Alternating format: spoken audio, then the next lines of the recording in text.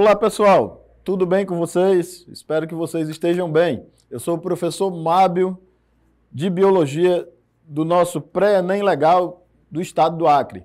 E hoje eu volto com vocês para falar um pouco mais sobre ecologia. Vocês vão perceber que eu vou começar a aula falando um pouquinho das plantas. Ei, professor, ecologia ou plantas?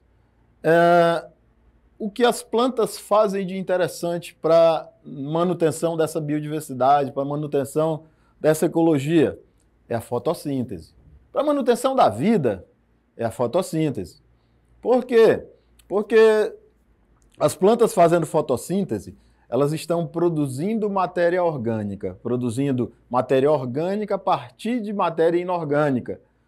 E estão passando para nós, que respiramos aerobicamente, o oxigênio. Ok? Então, as plantas são fundamentais para a manutenção da vida na Terra, para a manutenção da biodiversidade. E vamos lembrar um pouquinho também das nossas algas. Algas são as maiores produtoras de oxigênio atmosférico da Terra. Mas só que hoje nós não vamos falar sobre algas, vamos falar sobre plantas. E isso é conteúdo também de ecologia. Lembrando ainda mais que as plantas são os produtores. Quem produz matéria orgânica são os produtores, fazendo a fotossíntese. Ok, vamos começar então? Vamos lá. Diz assim, uma charge. Ok, brotinho, isso é uma flor já crescida que está conversando com um brotinho ali desenvolvendo. Ok, brotinho, acabou a preguiça. Agora sou a sua personal trainer. O brotinho está ali sem falar nada e ele vai acabar no monólogo. Primeiro, rostinho para a luz, todo trabalhado na fotossíntese. Não esqueçam, as plantas fazem fotossíntese e produzem seu próprio alimento e também o nosso alimento. Aí a florzinha fala para o brotinho. Segundo, independente do que aconteça, cresça, desenvolva-se e floresça sempre. É mais ou menos assim, cresça e apareça, né? E terceiro, começou uma chuva, né? Lembre-se de que não está sozinho neste mundo estranho. Então as plantas estão aí sempre juntas, né? Tomara que elas permaneçam juntas para o nosso bem. Então, questão Resolva Enem. Lá, material, Sistema Farias Brito, página 62, lá da questão 22, diz assim, as plantas, em sua fase de crescimento, necessitam de grande quantidade de carbono. De onde será que as plantas tiram carbono? Da atmosfera, dióxido de carbono, liberado na atmosfera. Então tá, sequestrado esse carbono, né, pela fotossíntese, para a produção de biomassa. Biomassa é a matéria orgânica que vai favorecer, que vai alimentar todos os seres heterótrofos. E aí vamos lá para o comando da questão. O sequestro de carbono pelas plantas, ele é aumentado. Bom, eu vou parar por aqui e vou para a próxima informação. Fotossíntese e respiração. Vocês já ouviram falar que não se deve deixar uma plantinha dentro do quarto? Porque a vovó disse que durante a noite as plantas respiram e vão tirar o oxigênio que está disponível para você lá dentro do seu quarto. Isso é verdade?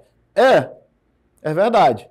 Porém, as plantas, além de respirar, elas também fazem fotossíntese. E quando elas fazem fotossíntese, elas liberam o O2. Mas ocorre que essa liberação de O2 vai acontecer principalmente durante a luz. Então, durante a presença de luz, durante o dia, ok? Então, durante o momento em que a planta está sob a luz, ela está fazendo fotossíntese. No momento em que a planta deixa de receber essa luz, ela então diminui a sua taxa fotossintética. Diminui drasticamente.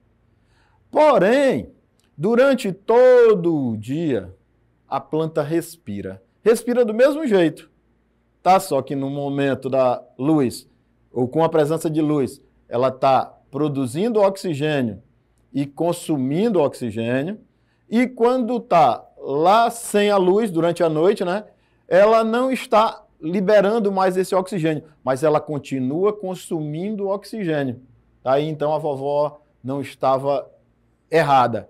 Então não é bom deixar uma plantinha num quarto. Mas isso é só se esse quarto for hermeticamente fechado, se não houver nenhuma entrada de fornecimento de ar para dentro desse quarto. Tá? Então não se preocupa muito com isso, não.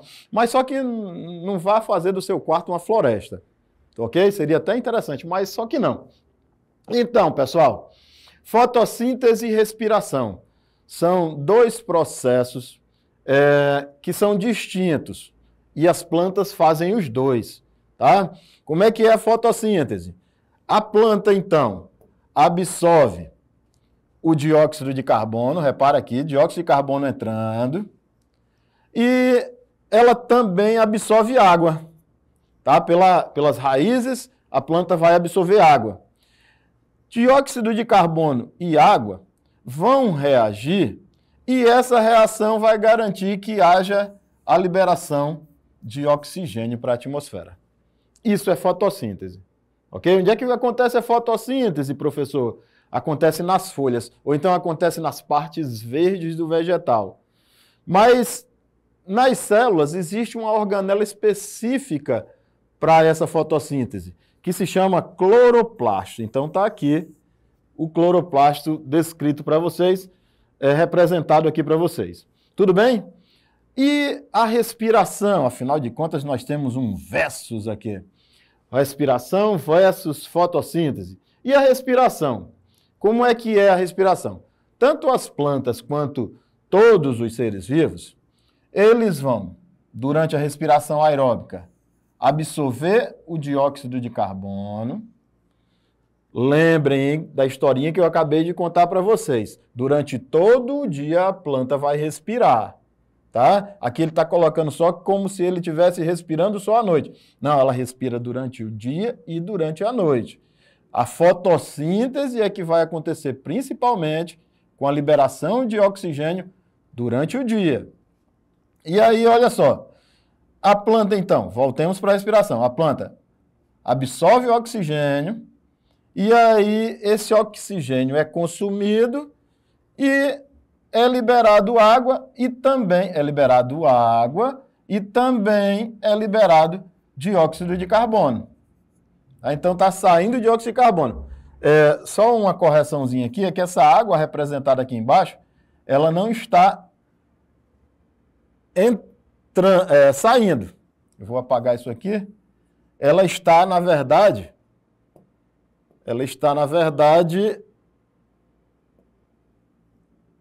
entrando aqui. Ela vai sair aqui. Só que não está representado isso para vocês. Tudo bem? A água vai sair aqui. Em que processo mesmo?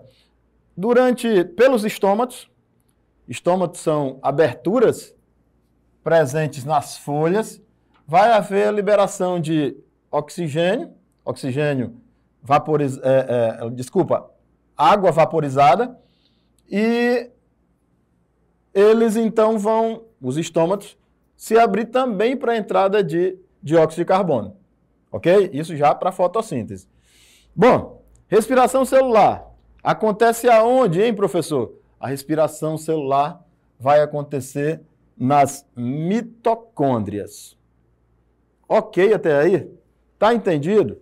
Vocês conseguem perceber que respiração e fotossíntese são processos que são contrários um ao outro?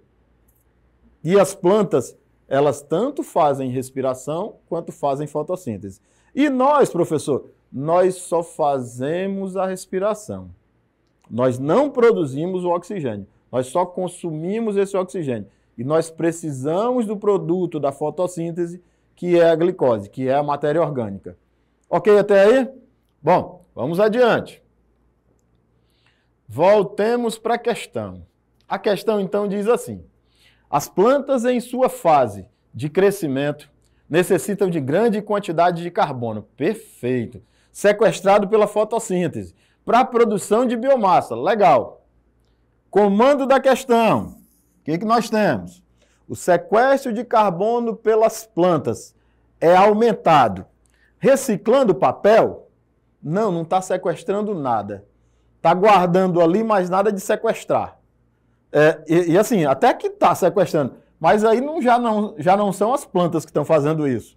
Somos nós, humanos. Então, letra A, fora, está fora. Letra B, o sequestro de carbono pelas plantas é aumentado, mantendo intactas as florestas nativas. Opa, isso aí seria legal, né?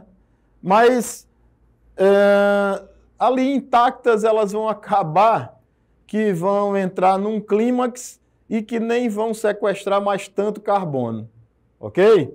Opa, então eu vou tirar essa aqui também. Letra C. Se a floresta foi derrubada, se eu fizer um replantio das áreas degradadas, eu vou então estar sequestrando carbono aos montes, porque essa vegetação vai crescer. Opa, essa parece que é a correta. Vou deixar aí só um pontinho aí para... Letra D. Evitando a queima de madeira e de áreas das florestas, o sequestro de carbono das plantas é aumentado só porque eu vou evitar a queima? Não, não só isso. O sequestro de carbono é aumentado substituindo a madeira de bens duráveis por materiais alternativos? Não vai ter aumento não por isso. Ok? Resposta correta, então, letra... O que vocês anotaram aí, hein? Veja aí. Letra C. Ok, pessoal? Próxima. Vamos adiante. Essa próxima questão é uma questão do Enem. Enem 2022, lembrem que eu estou tirando questões do caderno do Enem amarelo. Questão 104, página 6 lá. E aqui ele fala da extinção de espécies. Eu queria que vocês prestassem atenção assim, ó. Espécies exóticas, extinção de espécies, tá? Redução da biodiversidade. Legal. O que é a extinção de espécies? É quando há uma diminuição da biodiversidade. Ok? Nossa onça pintada, ela está em risco de extinção. O lobo-guará está em risco de extinção. O que são espécies exóticas? São espécies que são trazidas de um local que não tem nada a ver com esse aqui, por exemplo, para cá. Então, eu vou trazer uma espécie lá... Eu lembro aqui de um caso na Austrália. Vixe, eu fui para longe. Austrália, terra distante. Então, fui para longe, Austrália. Os agricultores na Austrália estavam tendo problema com gafanhotos. Os gafanhotos estavam acabando com a plantação deles e, de repente, eles fizeram o seguinte, tiveram a ideia de trazer o sapo africano para a Austrália. Chegando lá na Austrália, esse sapo africano, ele acabou com os gafanhotos. Que beleza! Tudo de bom, maravilha. Porém, os sapos africanos não têm predadores naturais na Austrália. E eles, então, tornaram-se uma praga lá na Austrália. Tá? Isso também aconteceu aqui na época da colonização do Brasil com os búfalos. Bom, isso aí é outra história, tudo bem? Então, búfalos aqui, sapo africano lá na Austrália, essas são espécies exóticas. E aqui tem uma espécie exótica também, hein? Falada aqui na questão. Mas eu já leio ela toda. Redução de biodiversidade, diminua a quantidade de espécie de ser vivo em um ecossistema. Vou passar um pouquinho e aí nós vamos fazer assim. Os índios, caçando na floresta, perfeito. Aí tem assim, em menos de 40 anos, o mundo perdeu, isso é informação para nós, 30% da sua biodiversidade nos países tropicais. Brasil. Contudo, a queda foi muito maior. Atingiu 60% da fauna e flora. Tá? Então, nos países tropicais, essa coisa de perder 30% só foi maior, foi o dobro. E aí o índio antes estava lá pescando, hoje em dia, depois, né, ele não tem mais nem esse rio que ele estava pescando e ele está vivendo num lixão. Isso é uma realidade, uma triste realidade. Voltemos para a questão. Agora eu vou ler a questão toda com vocês. A extinção de espécies é uma ameaça real que afeta diversas regiões do país. A introdução de espécies exóticas pode ser considerada um fator maximizador, aumentador desse processo. A jaqueira, olha a jaqueira aí, Anthocarpus heterófilos, isso é o nome científico da jaqueira, é uma árvore originária da Índia. Olha aí, a nossa jaca é originária lá da Índia, então ela é uma espécie exótica aqui. E de regiões do Sudeste Asiático, que foi introduzida ainda na era colonial e se aclimatou muito bem em praticamente todo o território nacional. Casos como dessa árvore podem provocar redução da biodiversidade, pois elas, vai lá, uma espécie exótica pode diminuir a biodiversidade por quê? Ocupam áreas de vegetação nativa e substituem parcialmente a flora original? Eu fico com essa aí, hein? De primeira. Mas vamos ver as outras. Estimulam a competição por seus frutos entre animais típicos? Não tem relação com biodiversidade. Letra C. Alteram os nichos ecológicos? Espera aí, o que é um nicho ecológico? É o que cada ser vivo faz lá onde ele está vivendo. Ok? É a profissão do ser vivo. Então, alteram os nichos, a redução, a implantação de uma espécie exótica, alteram os nichos e aumentam o número de possibilidades de relações entre os seres vivos daquele ambiente? Nem sempre. Pode ser que essa espécie exótica altere, mas que diminua essa possibilidade. Tá? Não aumente. Tá fora. Letra D. Apresentam alta taxa de reprodução, e se mantém com um número de indivíduos superior à capacidade. Não. Letra E. Diminui a relação de competição entre os polinizadores e facilitam a ação de dispersores de sementes de espécies nativas. Também não. Não há a relação de uma espécie exótica que seja boa com todas aquelas espécies de dispersores de uma determinada região. Resposta correta, então, letra A. Ok, pessoal, tudo bem? Vamos para mais uma questão. Diz assim, Prova Enem 2016, caderno amarelo, página 17, questão 50. Os ecossistemas degradados por intensa atividade agrícola apresentam geralmente diminuição da biodiversidade ou da sua diversidade e perda da sua estabilidade. E nessa questão, eu queria que vocês prestassem atenção na sucessional, sucessão ecológica. Tá? O que é a sucessão ecológica? Eu vou direto para ela. Recordando, tá escrito incorreto aí, mas recordando, tá? O professor que colocou alguma coisa assim incorreta. O que é a sucessão ecológica, pessoal? É a vida que vai sucedendo a outra. Ou seja, sequência de alterações graduais na comunidade de um ecossistema. Comunidade é representada por várias espécies que estão em um determinado ambiente, ok? E ao mesmo tempo, tá? Ela pode ser a sucessão primária ou secundária. Quando é que ela é primária? Quando nunca tinha ocorrido vida ali e, de repente, aparece vida. Ou seja, de um ambiente estéril, tornou-se um ambiente fértil. Secundária é quando tinha vida, aconteceu algo natural ou então provocado pelo homem e, de repente, essa vida se escasseou e surgiu uma outra vida depois. A tendência é que aumenta a biomassa, aumenta a biodiversidade, as teias tornam-se mais complexas e a taxa fotossintética e respiratória se iguala. Seguida por espécies pioneiras até chegar na espécie clímax. A sucessão ocorre até que se estabeleça essa comunidade clímax. Ok? Vamos adiante. Vamos para a questão.